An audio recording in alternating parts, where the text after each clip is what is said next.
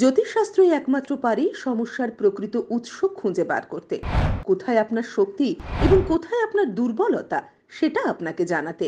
কিন্তু এর জন্য প্রয়োজন একজন বিশ্বস্ত এবং চোখ বন্ধ করে ভরসা করা যায় এরকম জ্যোতিষের।